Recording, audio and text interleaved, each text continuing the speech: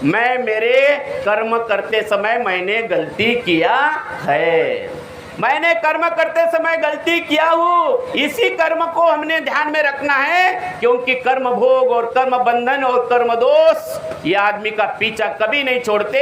इसलिए मैंने कर्म करते समय जो गलतियां किया है उसी की मैं माफी मांगता हूँ, हमें रोज मांगना है। और जब भी परिवार में कोई गलती हो तो पति ने कभी नहीं बोलना कि तेरी गलती है, क्योंकि पति उंगली किधर दिखाता है, पत्नी की तरफ, और पत्नी उंगली किधर दिखाती है, पति की तरफ, बराबर नहीं, और दोनों नहीं दिखा तो बच्चों की तरफ दिखाते हैं। तो ये मार्ग मुझे मैं को मारना है, पति पत्नी के तरफ और पत्नी पति के तरफ उंगली नहीं दिखाएगा।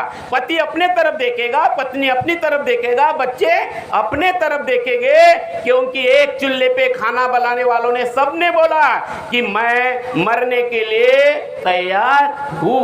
तब भगवान खड़ा हुआ, तब भगवान खड़ा हुआ, और वहीं पे दैवी शक्ति एकता खड़ी। जब दैवी शक्ति जहाँ है तो विचार एक है, एकता है, अविचार नष्ट हो जाते हैं, अविचार नष्ट हो जाते हैं, शैतान नष्ट हो जाता है, भोग नष्ट हो जाता है। तब जहाँ पे दैवी शक्ति खड़ी रहती है, जिस दैवी शक्ति को जागृत कृपा को बाबा ने देखा है, 3 माह तक देखा है, 25 अगस्त से 15 नवंबर तक उस अपार शक्ति को देखा है, वो जागृत कृपा बाबा ने हमें दिया है। अभी हमें जरूरत है जागरूक रहने की, क्योंकि आपने अनुभव तो किया है, आपने सबने अनुभव किया है। भगवान सुनता क्या नहीं सुनता, सेवक की सुनता है।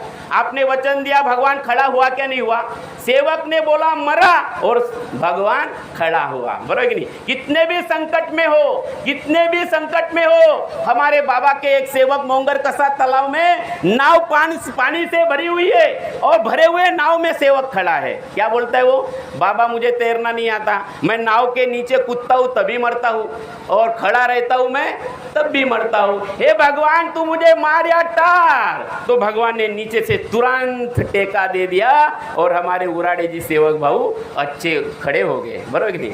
तो ये भगवान है, तुरंत करंट है, तुरंत। लेकिन पति पत्नी को अपने ऊपर ध्यान देना है, सेवक को अपने ऊपर ध्यान देना है। कोई कुछ भी कहे हंसकर उत्तर दीजिए, हाँ बाबा जी ये भी।